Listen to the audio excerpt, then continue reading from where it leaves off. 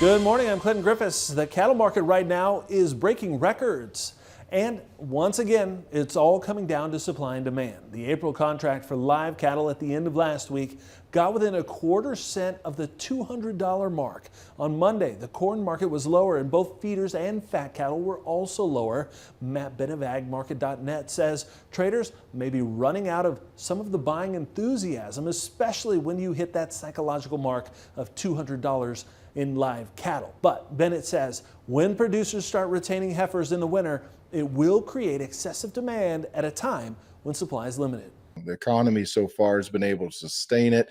And looking forward, you've got to see really tight numbers. So the bottom line is that it's a futures market, and they're looking at what cattle on feed numbers are going to be this coming winter, and they're going to be excessively low once people start retaining heifers instead of putting them out in the feedlot. Other analysts we spoke with expect this trend to continue for a while.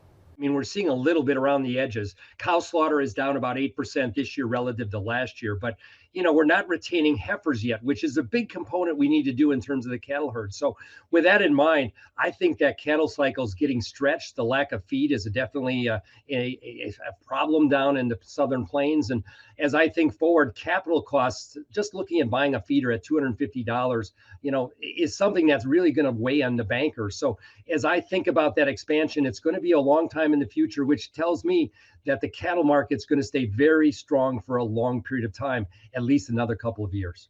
And we're going to take a deeper dive into the cattle industry coming up. Michelle Rook has a series of special reports on the state of the beef industry. We'll have part one coming up in just a few minutes.